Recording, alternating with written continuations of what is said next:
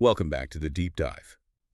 Today, we're exploring, well, one of the most remarkable transformations in modern history, wouldn't you say? Absolutely. It's quite staggering when you think about it. Yeah, I mean, if you catch your mind back to the 1980s, China was largely seen as, a poor, developing country, often associated with a huge population, but mostly agrarian. That was the common perception, yes. Vast, populous, but economically quite far behind the West. And then you fast forward to today, and boom, it stands as the second largest economy in the world, just behind the United States, Hmm. a global economic powerhouse. It's a truly profound shift. We're talking about a transformation on a monumental scale happening in, what, just about 40 years? Exactly. Barely a generation in the grand sweep of history. Which is an almost unprecedented pace of change, especially for a country of China's sheer size and complexity. It's really something else. Absolutely. And that rapid, almost, well, dizzying ascent brings us right to the core question we want to unpack for you today.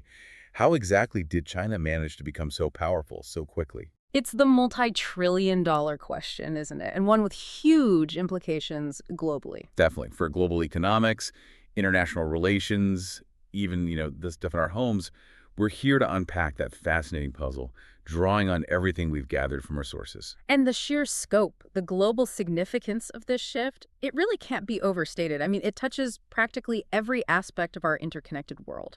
Like what specifically? Well, think about global supply chains, financial markets, geopolitics, the future of technology, even where your phone or shoes came from, it's all linked. Right. So over the course of this deep dive, we're going to embark on, let's say, a comprehensive journey. We'll start by digging into China's deep historical foundations, because you can't understand the present without the past. Makes sense. Then we'll pivot to those pivotal economic reforms that really kickstarted its explosive growth. After that, we'll analyze its current economic and technological might where it stands today. We also need to examine the unique political structure that, well, arguably facilitated such rapid development. And finally, we'll look at its expanding global reach, things like the Belt and Road Initiative. So full picture. Exactly. Our mission, as always, is to distill the most important nuggets of knowledge from our sources to help you quickly get up to speed on this really complex and incredibly impactful global story. Okay, let's unpack this then, because before we jump straight into the modern era, the reforms of the late 70s and 80s, it's really crucial to understand, like you said, that China's story isn't just a 40-year flash in the pan. Not at all. That's a key point. Its current power, its resurgence, it's built on a really remarkable ancient foundation, something that laid the groundwork for this deep-seated identity of power, innovation, even a sort of civilization state idea Yeah. centuries ago. That's absolutely right. And what's fascinating here is how deeply ingrained this long history, a history of both immense power and subsequent vulnerability, is within China's national narrative. Oh, so. Well, this historical memory, it's undoubtedly influenced the drive, the ambition behind its modern resurgence. Our sources consistently highlight that China has, for literally thousands of years, seen itself as a powerful central civilization. Thousands. Yeah, we're talking about a continuous historical thread stretching back over 4,000 years. This wasn't just, a brief golden age here or there. It was a long succession of strong empires. Dynasties, right? Dynasties led by powerful emperors, supported by really astute scholars who cultivated knowledge, developed sophisticated ways of governing, and prioritized stability and order above almost everything else. Like the Han or the Tang dynasty. I remember reading about those. Exactly. Think of periods like the Han, the Tang, the Song. These were times of incredible cultural and scientific flourishing, often far ahead of the rest of the world at the time. And it wasn't just political power, was it? It was also about innovation, real groundbreaking stuff that literally changed the world. Precisely. Consider some of those pivotal inventions. They really showcase early Chinese ingenuity and its massive influence on global development. Take paper, for instance. Okay, paper. Seems basic now. Well, yeah, but imagine before its invention in China, around the 2nd century BCE, people were writing laboriously on, what, heavy bamboo strips, expensive silk. Paper fundamentally revolutionized how knowledge spread. Made it easier to share ideas, keep records. Exactly. Record keeping, art administration, it made information far more accessible, easier to transport. It wasn't just material, it kind of exemplified China's genius for scalable solutions, systemic efficiency, a trait you could argue we see echoes of even today. Interesting connection. What else? Well, silk, obviously. It wasn't just a luxury fabric. It was a huge driver of ancient international trade. The Silk Road. The Silk Road, fundamentally built on China's mastery and for a long time monopoly of silk production. Oh. It connected East and West, facilitating the exchange of goods, ideas, cultures for centuries. It showed China's early economic and cultural reach on a, well, truly global scale for that era. Right. And printing. Didn't that start there too? It did, centuries before Gutenberg in Europe. First with woodblock printing, then movable type. This democratized information even further, allowing texts from Buddhist scriptures to government documents to be reproduced widely.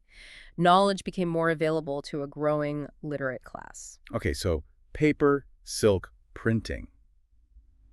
What about the compass? That feels huge for exploration. Immense impact. This simple yet revolutionary device literally guided ships across oceans. It fundamentally changed trade routes, enabled long-distance sea voyages, fostered global interaction on an unprecedented scale. So these weren't just like clever gadgets. Not at all. They were world-changing technologies that profoundly impacted human civilization. They really underscore China's position as a consistent leader in science, engineering, cultural output for millennia. And you could see the physical legacy too, right? The Great Wall. Absolutely.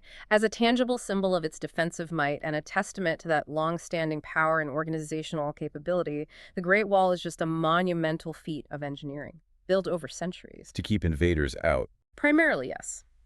But it also symbolizes a nation with the capacity for massive, coordinated efforts.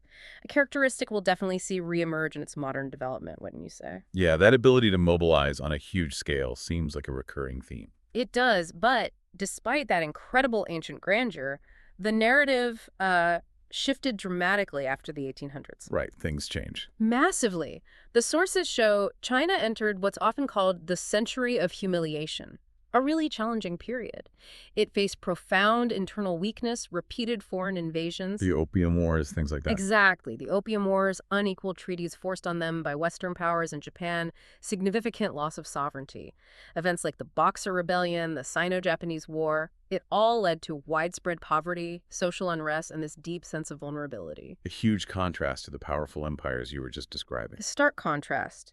It was an era of profound national trauma, disunity, a really difficult period in their long history. And it's this very historical context, this memory of decline, that really sets the stage for just how profound the later changes were, right? Absolutely. For a nation that had experienced such a significant period of weakness, its later resurgence becomes even more dramatic, more impactful. It serves as this powerful counter-narrative to those darker centuries. So that century of humiliation, it's still relevant today. Oh, very much so. The collective memory of it is definitely part of the national consciousness in China. It contributes to a deep-seated desire for strength, security, autonomy on the world stage. It makes the speed and scale of the modern transformation even more remarkable when viewed against that backdrop. It fuels a powerful sense of national purpose, you could say. Okay, so we've got this long history, immense power, then vulnerability. Now, let's get to that pivotal moment. For decades after the 1949 revolution, China followed a pretty strict communist path, right? Ideology seemed paramount. Yes, under Mao Zedong, the focus was often on political purity, social restructuring, mass campaigns. Sometimes, arguably, at the expense of consistent economic growth, especially during periods like the Great Leap Forward or the Cultural Revolution. But then, 1978, something changed. A bold, unexpected new direction was set that would alter everything. What was the catalyst? Who drove this? The catalyst really was the emergence of Deng Xiaoping as the paramount leader after Mao's death. His approach to governance and economics was a radical departure from that rigid, ideologically driven past. He had this famous saying. Ah, yes, the quote that perfectly encapsulated his philosophy, his pragmatism. It doesn't matter if a cat is black or white as long as it catches mice. Now, on the surface, that sounds pretty simple, almost folksy. But in the context of decades of strict communist ideology, how truly revolutionary was that statement? I mean, surely there was pushback. Oh, immensely revolutionary. You have to understand the context. The color of the cat was a direct metaphor for ideology. Is a policy purely communist, often associated with red, or does it lean towards things traditionally seen as capitalist, maybe black or white in this analogy? Okay, so the color is the how. Exactly. But the catching mice, that was unequivocally about tangible economic results. Real growth, higher productivity, improving people's lives. That was the goal. So results over ideology. Precisely. This statement wasn't just clever phrasing, it was a fundamental philosophical pivot, almost heresy within that system at the time. It prioritized practical outcomes, economic development, efficiency, over strict ideological purity. And how did he manage that politically, combining market ideas with Communist Party control? That was Deng's genius, really. Recognizing that economic dynamism didn't have to mean adopting Western-style political systems, he allowed for this paradoxical but incredibly effective blend. So elements of capitalism. Yes, adopting elements like encouraging private enterprise, allowing profit motives, setting up businesses, attracting foreign investment, all things that were unthinkable just years before. But crucially, doing it all while meticulously maintaining the Communist Party's absolute political control. It's a unique model. Absolutely, a pragmatic masterstroke, you could say, leveraging the tools and energy of the global market economy without giving up political power. It initially baffled many observers, but later its success offered a kind of alternative development model. And this pragmatic approach led directly to the policy known as reform and opening up, starting around December 1978. That's the one. And it wasn't just a minor tweak, it was a complete reorientation of national strategy. After decades of relative isolation, China quite literally opened its doors to the world. How did that look in practice? Well, our sources detail the immediate sweeping outcomes. Foreign companies, previously hesitant or outright excluded, weren't just invited, they came in droves, bringing crucial capital investment, advanced technology which China lacked, modern management techniques, and maybe most importantly, access to global markets for Chinese goods. And they set up specific areas for this, right? The SEZs. Exactly. Special economic zones like Shenzhen, right next to Hong Kong, were established. These offered incentives like lower taxes, cheaper labor, less red tape.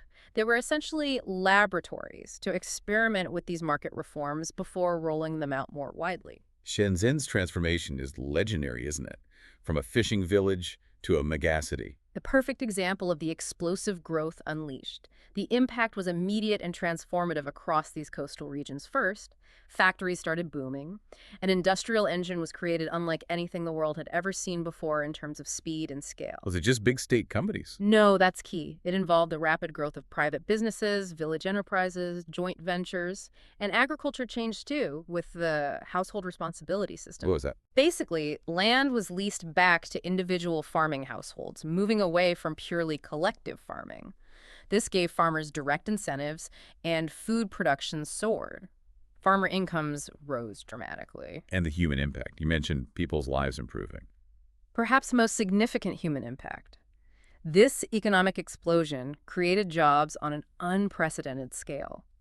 Millions upon millions of them. It lifted hundreds of millions of people out of absolute poverty faster than ever before in human history. That's incredible. It also triggered massive migration from rural areas to these new booming industrial cities, fundamentally reshaping China's social and economic landscape forever. And the speed of this change was just astonishing. The sources say that by the year 2000, just over 20 years after reform started, China was already widely known as The factory of the world. Right, the factory of the world. Think about that. In such a short time, it had completely reshaped global manufacturing, global supply chains. It's tangible for you, the listener. Think about the consumer goods around you. Your smartphone, your laptop, your shoes, clothes, toys, household appliances, even complex components inside cars and machinery? Probably made in China. Very likely, yes. It wasn't just a niche. China became the dominant global source for manufactured goods, driven by efficiency, huge scale, and initially a massive, relatively low-cost labor force. So that foundational economic shift starting back in '78 with Deng's pragmatism really set the stage. Absolutely. It created the springboard for the global powerhouse we see today. There's a very clear cause and effect. Those early, bold decisions directly fueled China's current economic and technological might, transforming it completely. So building on those crucial reforms, China didn't just become the factory, did it? It rapidly transformed its whole economic landscape, became a true global economic powerhouse, not just in production volume, but in accumulated wealth and increasingly in cutting-edge innovation. That's right. The long-term strategic planning, coupled with that initial burst of energy, really started paying off. The numbers now are just, well, staggering. Do some figures. Okay, our sources highlight China's current gross domestic product GDP. The total value of everything produced internally each year is over $17 trillion. 17 trillion. And where does that put them globally? just behind the U.S. It means they're operating at near parity with the world's traditionally largest economy, a scale that was almost unimaginable back in the 80s. Wow. And it's not just making things for themselves. Right. Exports. Exactly. China solidified its position as the largest exporter in the world. It sells the most goods to other countries, everything from basic commodities to highly sophisticated electronics. This represents an immense continuous flow of products globally and allows for a massive accumulation of capital. So imagine the economic leverage, the kind of soft power that comes from being the world's primary producer, and holding all that currency. That's another huge point. China holds enormous foreign currency reserves, especially in U.S. dollars. These reserves, built mainly from decades of trade surpluses and attracting foreign investment, act like a national safety net. And a tool. And a critical tool for international economic leverage. Holding vast amounts of dollars gives China immense financial power, a significant voice in global finance, trade talks, even political discussions. It provides a buffer against economic shocks and allows them to fund huge international investments like the BRI we mentioned. Right. It positions them centrally in the global financial system. Their decisions can cause ripples everywhere. Absolutely. A hiccup in the Chinese economy is felt worldwide now. And this economic muscle, it's not just about churning out existing products anymore, is it? They're pushing into leading next-gen technologies. Yeah. This feels like a shift from imitation to innovation. Precisely. That's a critical evolution. Our sources really underscore China's rapid ascent and emerging leadership in fields that will define the 21st century. Think about 5G communications technology. Crucial for everything digital. Absolutely. For speed, capacity, connectivity, enabling smart cities, the Internet of Things, autonomous vehicles, Chinese companies, notably Huawei, have been at the forefront of developing and deploying 5G infrastructure globally despite geopolitical headwinds. Okay, 5G. What else? AI. Artificial intelligence, yes. AI is transforming industries from healthcare and finance to manufacturing and urban planning. China has declared its ambition to be a global leader in AI by 2030 and is investing enormous sums in research, development, and implementation. And electric vehicles. EVs seem huge now. EVs are redefining the auto sector, and Chinese companies like BYD have become global giants, not just assembling cars, but leading in crucial areas like battery technology and innovative vehicle design. They're exporting EVs worldwide now. So companies like Huawei, BYD, any others? DJI in consumer and commercial drones is another globally dominant Chinese tech firm. Robotics is another area revolutionizing manufacturing and automation, where China is advancing rapidly to boost efficiency and address changing demographics. So this isn't just about making things cheaper anymore. It's about actually shaping the future of technology itself. That's the key takeaway. Think about the profound implications. Leading in these core technologies gives China significant influence over how the world's digital infrastructure gets built, how new industries emerge, what your future smart devices can do.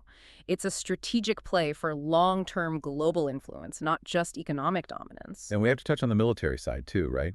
Economic power often translates. It certainly does. It's crucial to acknowledge the parallel and equally significant growth in military strength. Our sources state clearly, China has built the second-largest military in the world by spending. Not just numbers, I assume. No, not just sheer numbers of personnel, though they have that too. It's about sophisticated modern capabilities. They possess a robust nuclear arsenal, a clear symbol of great power status and strategic deterrence. And advanced weapons. They're actively developing and deploying cutting-edge weaponry. Things like hypersonic missiles, incredibly fast, maneuverable weapons that challenge existing missile defense systems globally. And space. Yes. They've even launched and are operating their own space station, Tiangong.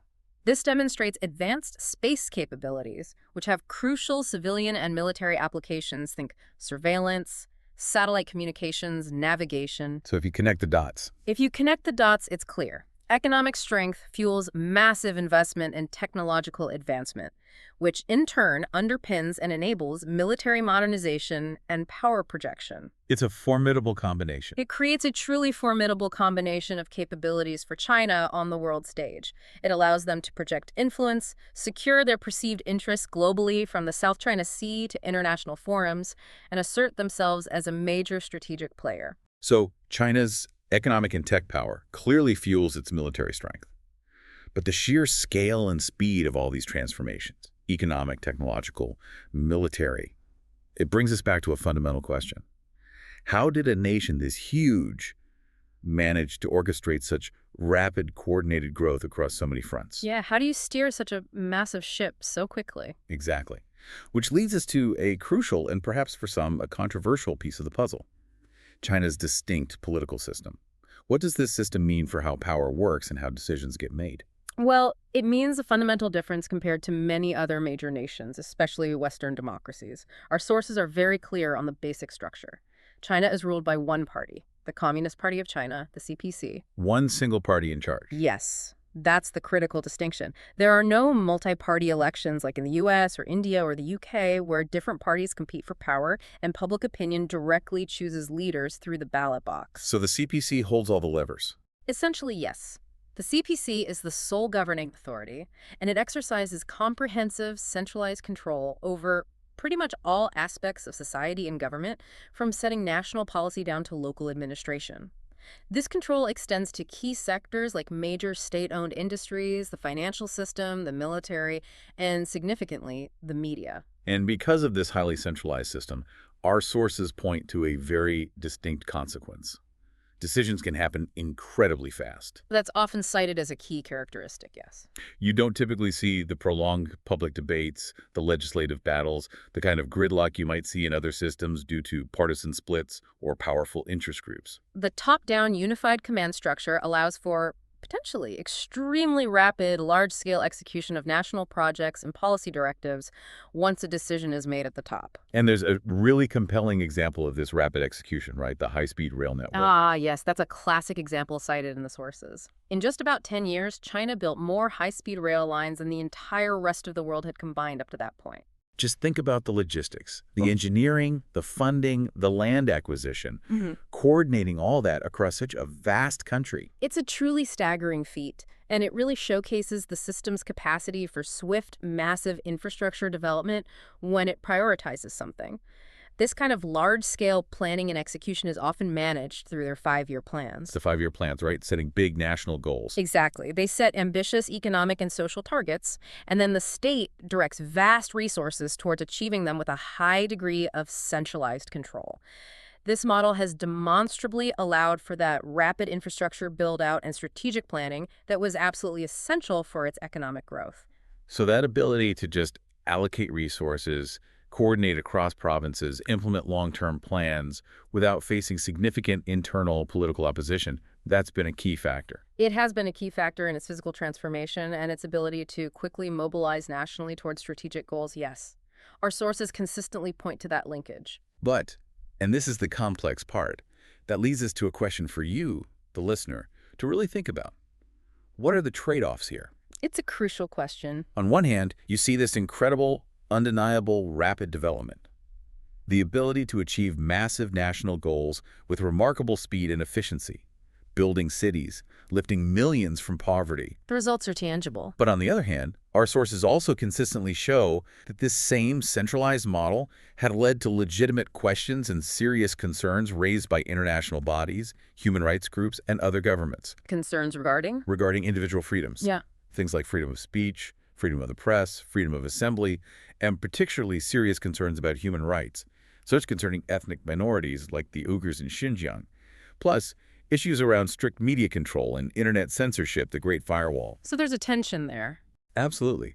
It's a fundamental tension, or maybe a stark contrast, that's central to understanding China's unique path, how it balances or doesn't balance rapid development with other societal values compared to different global models. It's something to keep in mind as we look at how China interacts with the world. Right, because China's rise isn't just an internal story anymore. It's actively reshaping the global landscape through its outward reach. Extending influence across continents through major initiatives that connect nations. This isn't passive growth, it's very active global engagement. And perhaps the most visible, most discussed example of this outward projection of power and influence is the Belt and Road Initiative, the BRI. The BRI. We hear a lot about it, but what is it? Fundamental. Well, it's not just one road or one belt. It's this incredibly ambitious, sweeping, global infrastructure and investment program that China launched back in 2013. Infrastructure like. Our sources describe its sheer ambition. It involves China financing and often building roads, high-speed railways, deep-water ports, power plants, pipelines, digital infrastructure across huge swaths of Asia, Africa, Europe, and even parts of Latin America now. So it's about physical connections. It's about creating complex webs of interconnected infrastructure, yes, designed to facilitate trade, boost connectivity, and strategically deepen China's economic and political ties with all these participating nations.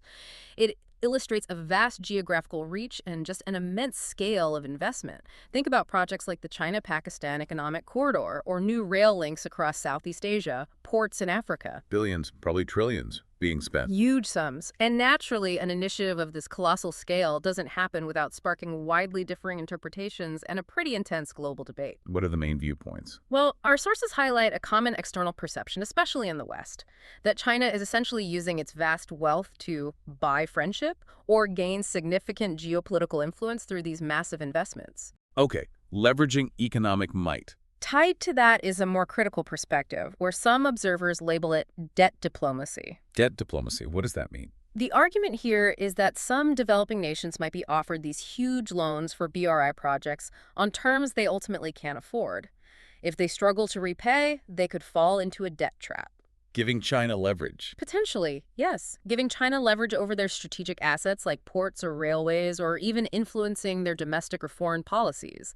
The Hambantota port in Sri Lanka is often cited as a controversial example, where Sri Lanka, struggling with debt, ended up leasing the port to a Chinese company for 99 years. But what does China say? What's their official line? China's official rationale, consistently stated, is that the BRI is all about peaceful development, creating win-win situations, fostering mutual economic growth, and enhancing regional connectivity for everyone's benefit. They strongly reject the debt trap narrative. So, two very different stories. Very different narratives. And what's really fascinating here geopolitically is how the BRI reflects China's unique approach to global engagement, using its economic power as a primary tool for strategic influence. And the impact. The geopolitical implications are profound. The BRI actively extends China's economic and political footprint far beyond its borders. It creates new economic corridors, strengthens relationships, often in regions where Western influence might be waning or was historically less dominant. Which naturally sparks debate. Exactly. It fuels this ongoing global discussion about its true long-term intent.